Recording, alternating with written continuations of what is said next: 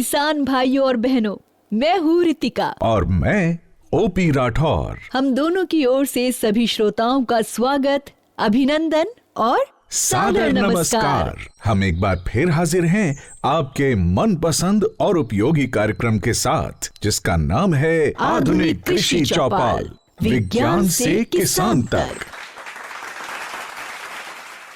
ये विशेष कार्यक्रम हम आपकी नजर कर रहे हैं भारत सरकार के कृषि एवं किसान कल्याण मंत्रालय के सौजन्य से। किसान भाइयों और बहनों, इस कार्यक्रम में हम आप तक पहुंचाते हैं नई वैज्ञानिक जानकारियां और ऐसे उपाय जिन्हें अपनाकर आप अपने और अपने परिवार की आमदनी बढ़ा सकते हैं और एक समृद्ध तथा खुशहाल जीवन की ओर कदम बढ़ा सकते हैं। ऐसी उपयोगी जानकारियों और काम की बातों का खजाना लेकर हमारे साथ जुड़ रहे हैं अनुभवी कृषि वैज्ञानिक, और इनसे अपनी जिज्ञासाओं, अपने सवालों का समाधान जानने के लिए हमारे साथ प्रगतिशील किसान भी हैं। श्रोताओं, आज की आधुनिक कृषि चौपाल में हम मुख्य रूप से बात करेंगे मखाना की। मखाना यानी बिहार की एक ऐसी प्रमुख फसल जिसमें किसानों की आमदनी बढ़ाने की भरपूर संभावनाएं मौजूद हैं। श्रोताओं, जैसा कि आप सभी जानते हैं कि मखाना एक जलीय फसल है। इसे तालाबों, पोखरों आदि में उगाया जाता है। इसके कटीले बीजों की प्रोसेसिंग यानी प्रसंस्करण से तैयार होता है मखाना यानी लावा, जिसे हम सब बड़े चाव से खाते हैं। पोषण में भरपूर होने के कारण इसे आजकल सुपर फूड भी कहा जाता है। इसलिए घरेलू और वैश्विक बाजारों में मखाना की मांग लगातार बढ़ती जा रही है। इस अवसर का आर्थिक लाभ किसानों तक पहुंचाने के लिए भारत सरकार ने बिहार में मखाना बोर्ड गठित करने का फैसला लिया है। इसके जरिए मखाना का उत्पादन, प्रोसेसिंग और इसके उत्पादों के निर्माण को बढ़ावा दिया जाएगा।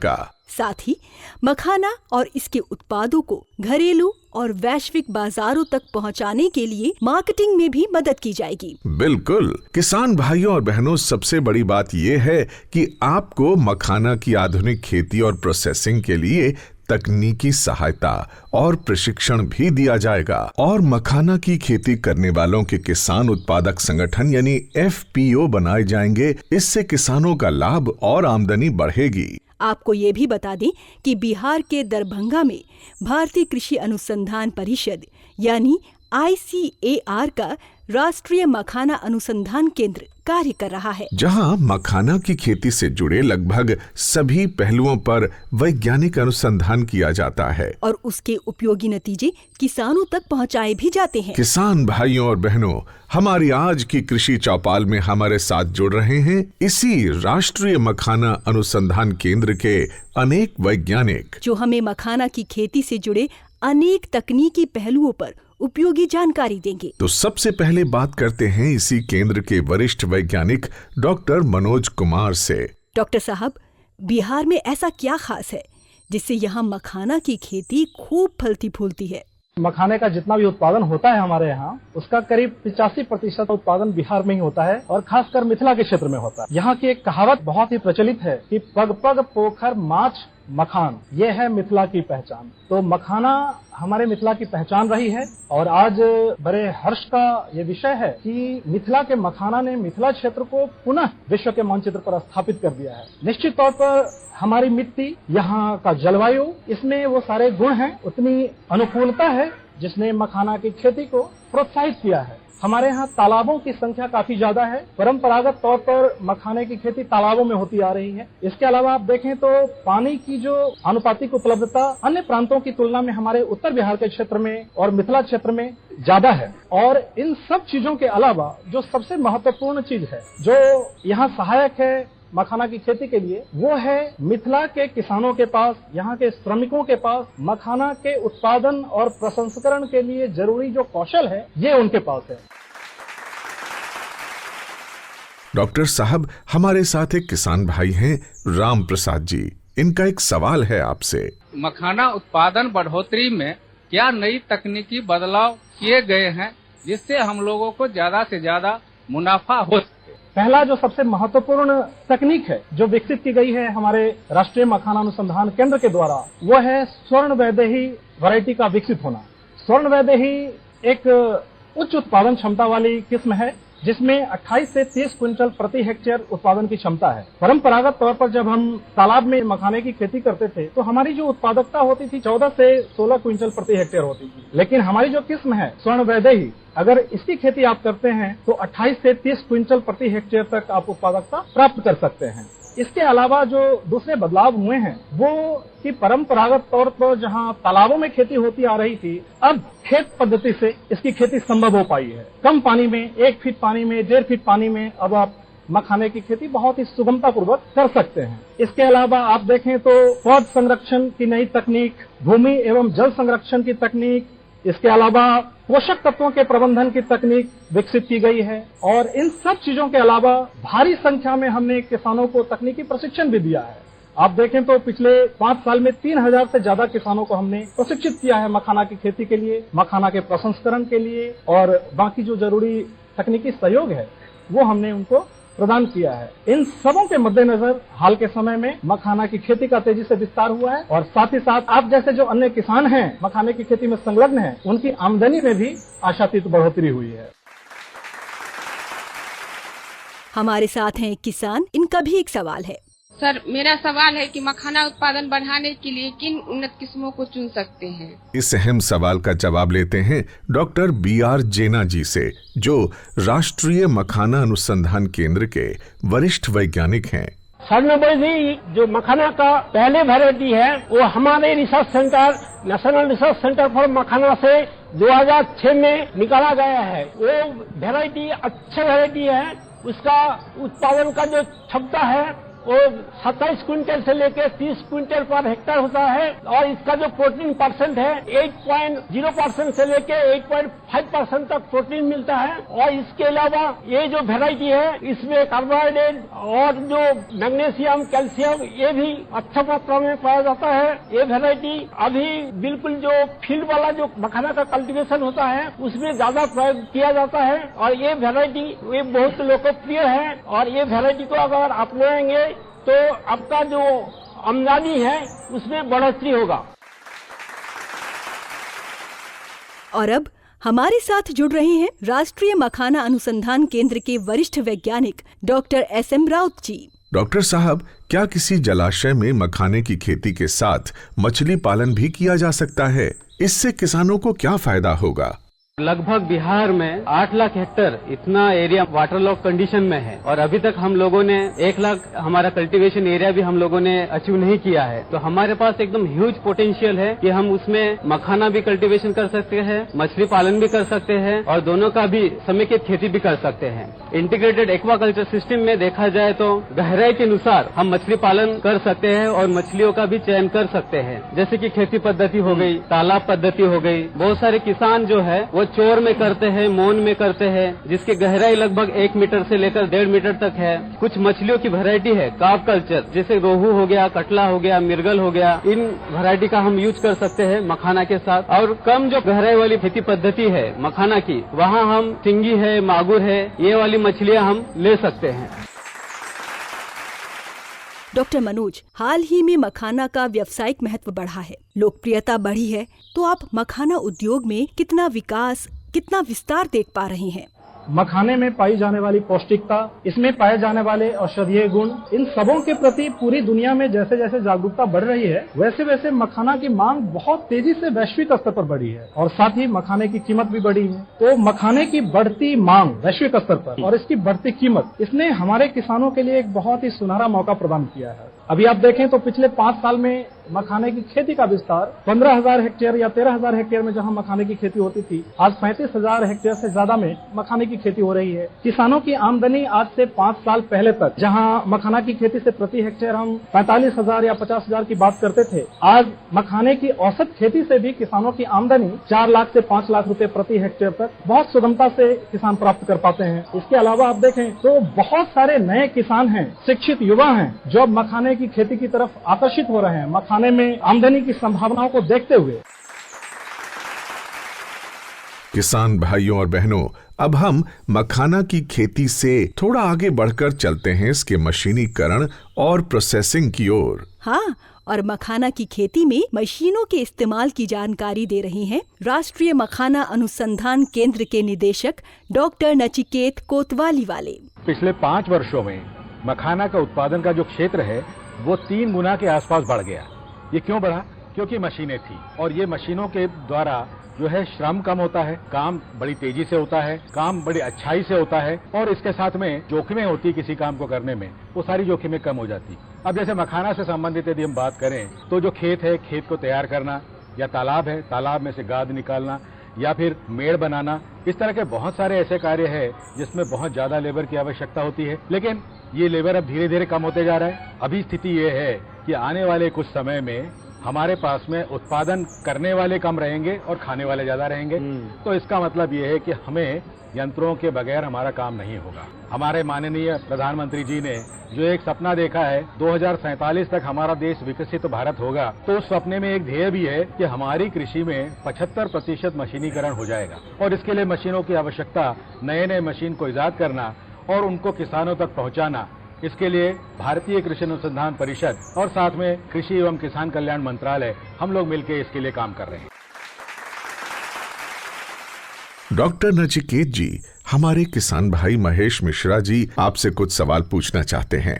मखाना निकालने के बाद लावा बनाने के लिए कौन कौन सी विभिन्न प्रक्रिया की जाती है, और दूसरा क्वेश्चन है कि मशीन को उपयोग करके मखाना लावा बनाने से क्या फायदा होते हैं? मखाना अनुसंधान संस्थान 2023 से पुनर्जागृत हुआ है, तो हमारा इसमें मुख्य कार्य यही है कि हम मखाना की प्रोसेसिंग से संबंधित यंत्रों को लेके आए। जैसा आपको पता होगा, जो परंपरागत खेती होती है उस खेती में और जो प्रोसेसिंग होती है उस प्रोसेसिंग में बहुत ज्यादा श्रम लगता है। अलग अलग कड़ाही और साथ में बहुत सारे औजारों का उपयोग करके धूल और धुएं में बैठकर किसान ये काम करते हैं और जिसमें मखाना की जो गुणवत्ता है वो भी शायद निश्चित नहीं हो पाती है। तो जब आप मशीनों का उपयोग करते हैं तो मशीनों का उपयोग कहाँ कहाँ कर सकते हैं?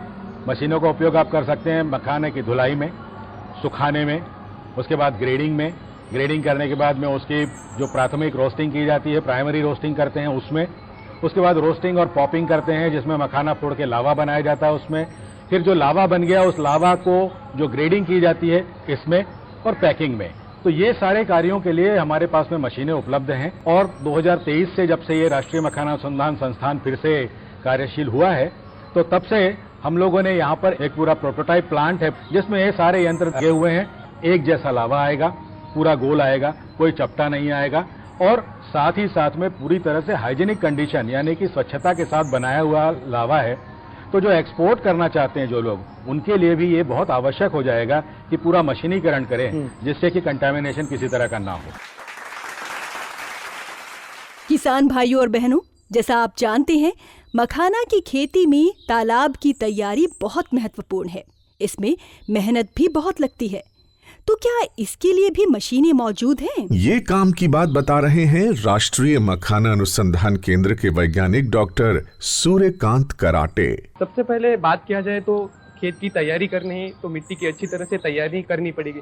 इसके लिए हम प्राथमिक जुताई, द्वितीयक जुताई, पडलिंग यानी कि कीचड़ में गीली जुताई कर सकते हैं। प्राथमिक जुताई में हम ट्रैक्टर के साथ कुछ हल है जैसे कि एमडी प्लाव है, डिस्क प्लाव है, उसका उपयोग करके मिट्टी को अच्छी तरह से तैयार कर सकते हैं। उसके बाद द्वितीयक जुताई हम कर सकते हैं। इसमें कुछ साधनों जैसे कि डिस्क हैरो है और कल्टीवेटर है, उसका उपयोग ट्रैक्टर के साथ करके हम मिट्टी को अधिक भुरभुरा बना सकते हैं। इसके साथ हम मिट्टी की खरपतवार का भी नियंत्रण कर सकते हैं। उसके बाद मखाना के पौधों को लगाने के लिए और अच्छा और उपयुक्त बेड बनाने के लिए हम गीली जुताई यानी कि पडलिंग करते हैं। उसकी वजह से पौधों का जो वृद्धि होता है, विकास होता है, बहुत अच्छे तरीके से होता है। यदि छोटे तालाब है, छोटे छोटे खेत है तो हम ट्रैक्टर की जगह पे पावर टिलर का भी उपयोग कर सकते हैं। यदि हमें तालाब बनाना है, खेत से मिट्टी की खुदाई करना है तो आज बहुत सारी अर्थ मूविंग मशीन है जिसका हम उपयोग करके ये सारे काम आसान तरीके से कर सकते हैं।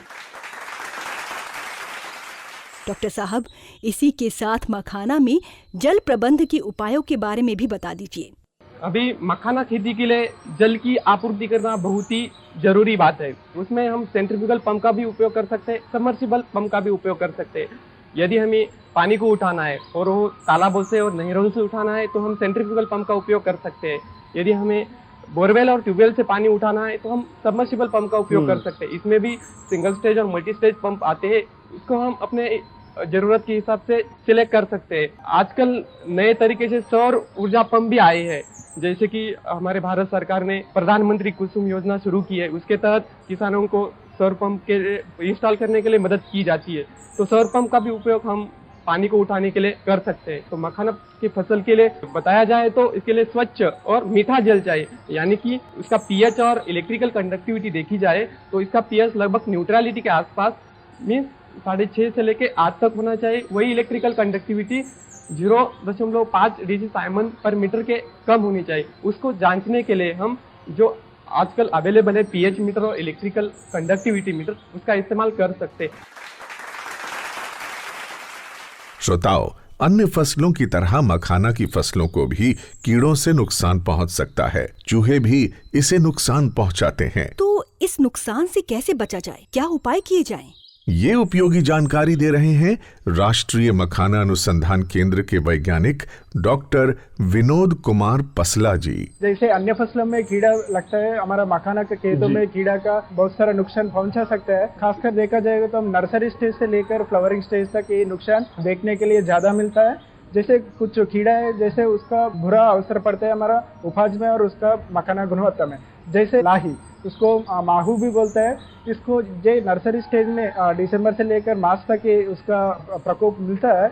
इसका वजह से ये पत्ता में रस चूसने वाला है। ये रस चूसने की वजह से पत्तियां पीला पड़ जाती है, सड़ जाती है, और इसका जो मेन ये नर्सरी स्टेज में देखने के लिए मिलता है। इसके अलावा सिंगारा भ्रूण करके एक कीड़ा है, वे भी पत्ते पर खा के उसको पूरा जो भी क्लोरोफिल है, जो फोटोसिंथेसिस करके हमको मखाना बनाता है, वो कमी हो जाता है। उसकी वजह से हमारा उपज में बुरा असर पड़ता है। उसके अलावा जड़ बेधक करके एक कीट आता है, वो पूरा जड़ को हमला करके उसको खाता है। इसके वजह से हमारा पौधा ये पोषक तत्व और पानी का नहीं ले पाता है, उसके बाद उसका मौत भी हो सकता है।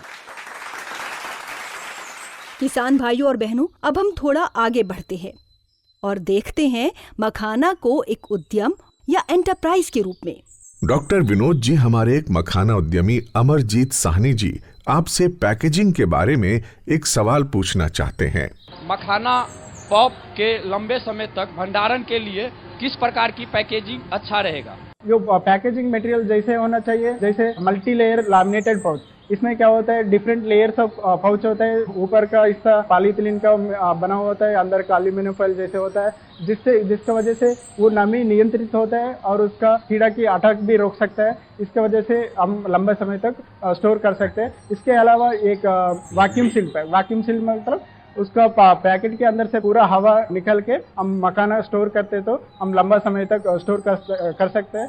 इसके अलावा जो एडिशनल प्रोटेक्शन के लिए सिलिका जेल पैकेट और ऑक्सीजन अब्जॉर्बेंट जो प्राणवायु है वो पैकेट में डालेगा तो उसका पूरा प्राणवायु ऑब्जर्व कर लेगा।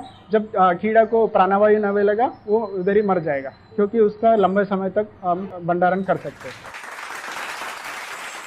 श्रोताओं, आपने सुना होगा कि मखाना के मूल्यवर्धन या वैल्यू एडिशन में इसकी बाजार कीमत बढ़ जाती है, उद्यमियों का लाभ भी बढ़ जाता है। तो क्या है ये वैल्यू एडिशन? इस सवाल का जवाब दे रहे हैं राष्ट्रीय मखाना अनुसंधान केंद्र के प्रधान वैज्ञानिक डॉक्टर राजेश कुमार।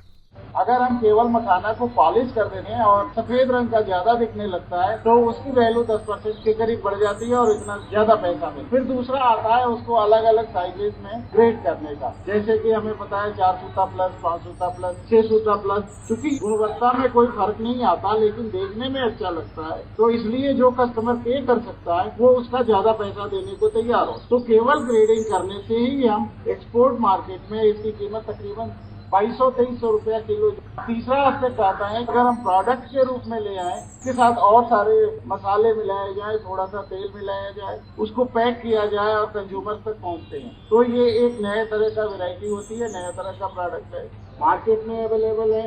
हमारा संस्थान ICAR के कई संस्थान इस पर काम भी कर रहे हैं और अलग अलग ट्रेनिंग और भी देते हैं। अब हमारे साथ जुड़ रहे हैं राष्ट्रीय मखाना अनुसंधान केंद्र के प्रधान वैज्ञानिक डॉक्टर राहुल कुमार राउत। डॉक्टर साहब, पोषण के नजरिए से मखाना में ऐसी क्या खूबियां हैं जो इसे सुपर फूड बनाती हैं? पहला है इसमें कि प्रोटीन की मात्रा इसमें अच्छी होती है। जैसे मखाना मिलावा में लगभग 9.7% प्रोटीन होती है, तो इससे हमारा जो डेली प्रोटीन इनटेक है वो पूरा किया जा सकता है। इसके साथ इसमें और एक मानक होता है जिसको हम बोलते हैं ग्लाइसेमिक इंडेक्स। ये जिस प्रोडक्ट में जितना कम होता है तो हम डायबिटिक पेशेंट को इसका सजेस्ट कर सकते हैं। तो मखाना एक डायबिटिक पेशेंट के लिए एक अच्छा डाइट के हिसाब से इस्तेमाल किया जा सकता है और इसमें फाइबर कंटेंट भी ज़्यादा होता है, जिससे कि कॉन्स्टिपेशन का इशू जिनको है उनके लिए हम वो फूड सजेस्ट कर सकते हैं। तो ये कुछ हेल्थ बेनिफिट्स हैं।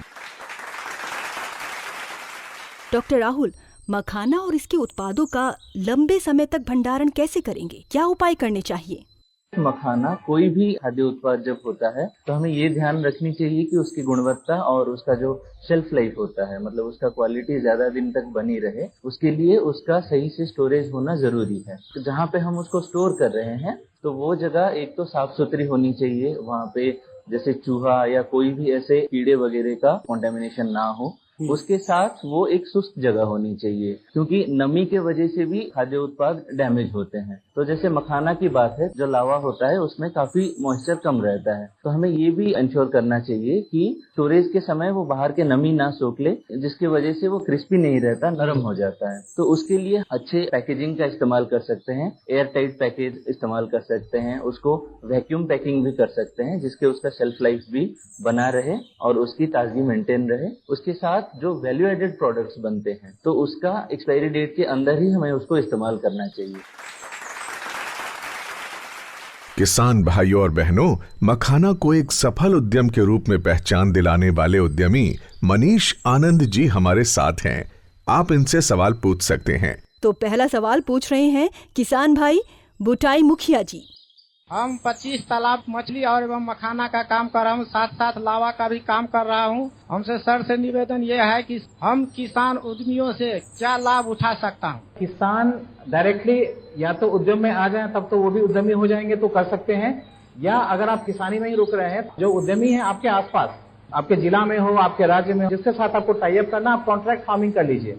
तो उससे क्या हुआ कि आपको पता रहे कि मुझे ये श्योर पैसा मिल रहा है।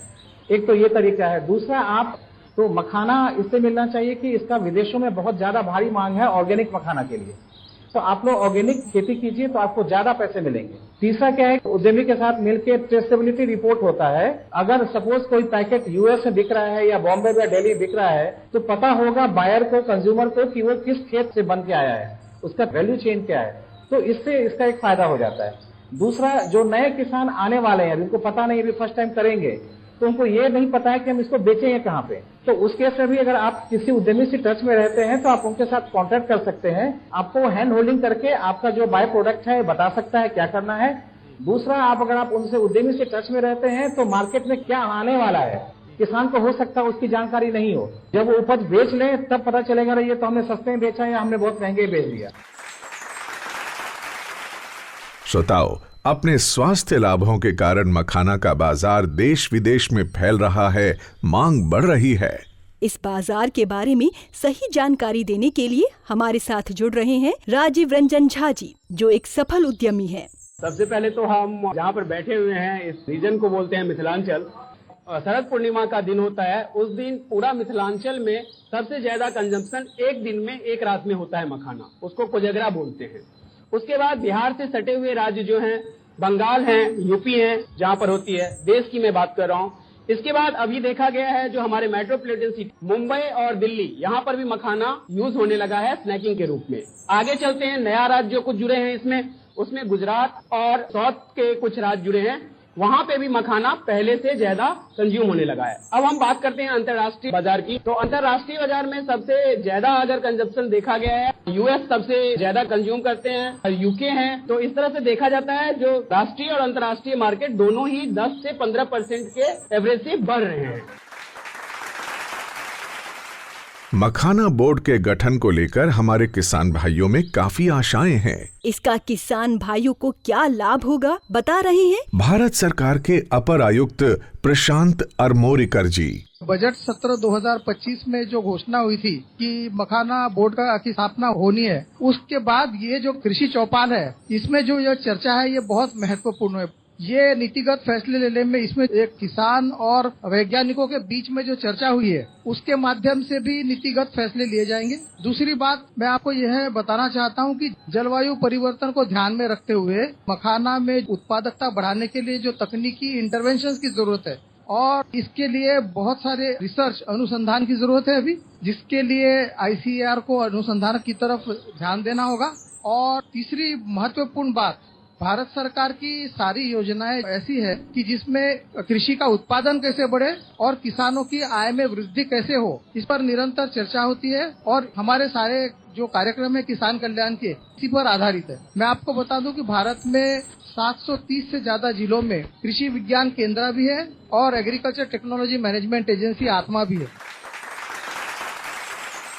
डॉक्टर राजेश जी, एक सवाल है आपसे। मिथिला अंचल के मखाने को भारत सरकार की ओर से क्या कोई विशेष पहचान दी गई है? GI टैग जैसी कोई व्यवस्था है क्या? GI टैग मखाने को मिला हुआ है और उसका नाम है मिथिला मखाना। मतलब ये है कि इस मिथिला अंचल में अगर मखाना प्रोड्यूस करते हैं, आप उगाते हैं और यहाँ से लावा बनता है तो उसका एक सर्टिफिकेशन होता है जो बिहार एग्रीकल्चर यूनिवर्सिटी से मिलेगा। वो अगर आप लगाते हैं उसके साथ तो ये आपकी पहचान, अगर अमेरिका में वो मिल जाता है तो उस पर लिखा हुआ रहेगा कि ये मिथिला मखाना है और मिथिलांचल से है, तो ये आपकी पहचान को वहां तक पहुंचाता है। आज हमारे साथ ML कॉलेज दरभंगा के पूर्व प्रधानाचार्य डॉक्टर विद्यानाथ झा भी हैं। डॉक्टर झा, आप मखाने की पौष्टिक खूबियों, इसके स्वास्थ्य लाभों को किस तरह देखते हैं? इसमें जो प्रोटीन है करीब 10% के आसपास होता है और लोगों ने भी कहा है, लेकिन इसकी जो गुणवत्ता है, जैसे मैं कहता हूँ कि हम चावल के साथ दाल मिला के खाते हैं, सब्जी मिला के खाते, केवल चावल खा के जिंदा नहीं रह सकते, केवल दाल खा के जिंदा नहीं रह सकते, हमें मिला के खाना पड़ता है बैलेंस्ड फूड के लिए। और भी चीजें जो जरूरी है भोजन में सब खाना पड़ता है। वो इसलिए है कि प्रोटीन बना हुआ होता है अमीनो अम्लों से। जैसे हमारा घर बना हुआ होता है ईंटों से, उसी तरह से प्रोटीन बना हुआ होता है अमीनो अम्लों से। और कुछ अमीनो अम्ल ऐसे होते हैं जो कि हमारा शरीर नहीं बनाता है, वो किसी भोज्य पदार्थ में कितनी उसकी मात्रा है उससे उसका मूल्य आंका जाता है। तो मखाने में आवश्यक अमीनो अम्लों का अनुपात है वो 90 के आसपास है, जो कि इसको मछली, मांस, अंडा के समकक्ष बनाता है। एंटी डायबिटिक कंपाउंड अभी हाल में HbAC, हाइड्रोक्सी बेतुलिनिक एसिड, बीटा कैप्राइलेट, ये कंपाउंड आइडेंटिफाई कर दिया गया है। तो ये डायबिटीज में है, हृदय रोगों में गुणकारी है। तो हम इसको सोयाबीन की तरह न्यूट्रास्यूटिकल बोलते हैं। केवल न्यूट्रास्यूटिकल मतलब खाद्य औषधि है, खाद्य भी है और औषधि भी है। यहाँ तक कि इसका जो खपड़ुइया है, सीड कोट, उसमें बहुत सारे एसेंशियल फैटी एसिड्स मिले हैं। जैसे अमीनो एसिड्स हमारे लिए आवश्यक है, हमारे लिए फैटी एसिड भी आवश्यक है। और जो फैटी एसिड हमारा शरीर नहीं बनाता है वो इसके सीड कोट में है। किसान भाइयों और बहनों, मखाना पर हुई इस रोचक और उपयोगी चर्चा में बात करते करते समय का पता ही नहीं चला। हाँ बिल्कुल। और अब हम वहाँ पहुँचे हैं आधुनिक कृषि चौपाल के आखिरी पड़ाव यानी समापन की ओर। आशा करते हैं कि हमारे किसान भाई वैज्ञानिकों द्वारा दी गई उपयोगी जानकारियों का लाभ उठाएंगे, नए उपायों को अपनाएंगे और अपनी आमदनी बढ़ाकर समृद्धि की ओर अग्रसर होंगे। आधुनिक कृषि चौपाल से जुड़कर किसान भाइयों को बहुमूल्य सलाह देने के लिए हम सभी वैज्ञानिकों के प्रति आभार प्रकट करते हैं। और हम धन्यवाद देते हैं उन मखाना उद्यमियों को भी जिन्होंने किसानों को सफल उद्यमिता के गुर बताए। साथ ही आधुनिक कृषि चौपाल से जुड़ने वाले सभी किसान भाइयों बहनों और श्रोताओं के भी हम आभारी हैं। श्रोताओं, इस विशेष कार्यक्रम को और अधिक रोचक और उपयोगी बनाने के लिए हमें आपके सुझावों और मार्गदर्शन की जरूरत है। कृपया ईमेल भेजकर अपने सुझाव भेजें और ये भी बताएं कि आज का कार्यक्रम आपको कैसा लगा। हमारा ईमेल पता नोट करें, kkbongold@gmail.com। ईमेल पता एक बार फिर सुन लें, kkbongold@gmail.com। श्रोताओं, हमें आपके ईमेल्स की प्रतीक्षा रहेगी। श्रोताओं, हम जल्द ही एक बार फिर आपसे रूबरू होंगे आधुनिक कृषि चौपाल की एक नई कड़ी के साथ, उपयोगी जानकारियों के नए गुलदस्ते के साथ। तब तक के लिए हमें और हमारी टीम को दीजिए विदा। नमस्कार।